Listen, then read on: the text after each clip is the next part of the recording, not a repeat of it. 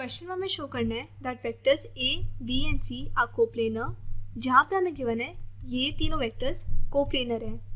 अगर तीन vectors coplanar होते हैं तो उनका स्केलर ट्रिपल प्रोडक्ट होता है इक्वल टू 0। तो यानी इस क्वेश्चन में मेरे को शो करना है इसकी वैल्यू है इक्वल टू 0, जहाँ पे मेरे को गिवन है a plus B plus C and C plus A, इन तीनों का स्केलर ट्रिपल प्रोडक्ट की वैल्यू है 0। अब यहाँ पे ये चीज़ प्रूव करेंगे हम इसका यूज़ करके। ये स्केलर ट्रिपल प्रोडक्ट की फॉर्म में है, यानी इसको मैं लिख सकती हूँ a plus B dot B plus C cross C plus A. अब यहाँ पे मैं अंदर वाले ब्रैकेट्स ओपन करूँ तो होगा b cross C plus b cross A plus c cross C plus c cross ए।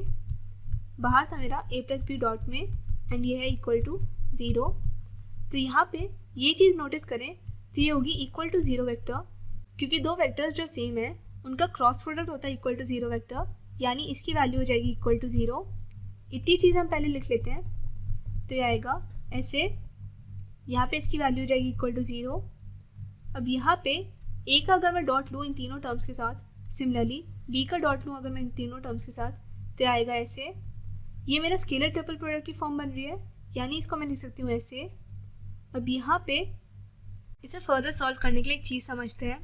अगर मैं यहाँ पे a वेक्टर को मान लेती हूँ a1 i cap plus a2 j cap plus a3 k cap, similarly b vector को मैं मान लेती हूँ b1 i cap plus b2 j cap plus b3 k cap, and similarly c vector को मैं मान लेती हूँ c1 i cap plus c2 j cap plus c3 k cap.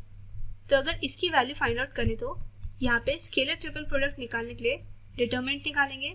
इसके अंदर आई जे के टर्म्स लिखेंगे। पहले b है तो b के आई जे के टर्म्स लिखेंगे, वो होंगे b1 b2 and b3। Next भी b है तो इसके भी दोबारा होंगे b1 b2 b3। Next c है तो उसके टर्म्स होंगे c1 c2 and c3। Determinant को सॉल्व करेंगे। अब मेरे को पता है डिटरमिनेंट की प्रॉपर्टी होती है अगर उसकी कोई भी दो रोज सेम हो जाती हैं तो डिटरमिनेंट की वैल्यू आती है इक्वल टू 0। तो यहाँ पे ये दोनों रोज सेम है तो यानी इसकी वैल्यू आएगी इक्वल टू 0। तो यहाँ पे ध्यान दीजिए, अगर कोई भी दो वेक्टर्स मेरे सेम है इसमें तो स्केलर ट्रिपल प्रोडक्ट की वैल्यू होती है इक्वल टू 0। तो सेम यहाँ पे भी ए सेम है तो यानी इसकी स्केलर ट्रिपल प्रोडक्ट की वैल्यू आएगी 0, सेम इसकी भी आएगी 0 एंड सेम इसकी भी आएगी इक्वल टू 0। ये चीज़ सॉल्व करने के लिए हमारे पास दो मेथड्स हैं। एक है ये डिटरमिनेंट वाला मेथड, दूसरा है क्रॉस प्रोडक्ट वाला। हम इसकी वैल्यू फाइंड आउट करे थे, तो अगर मैं इसे रोटेट करूँ एंड सी को आगे लेके जाऊँ तो इसको मैं लिख सकती हूँ ऐसे सी बी।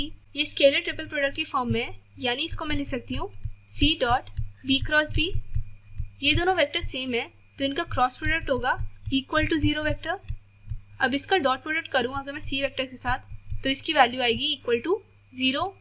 तो यानी यहाँ से भी शो हो रहा है कि इसकी वैल्यू होगी इक्वल टू 0, इसकी भी एंड सेम इसकी भी। इतनी चीज़ को पहले लिख लेते हैं तो यहाँ पे वैल्यूज आ जाएंगी इक्वल टू 0। सॉल्व करेंगे इसे तो ये आएगा।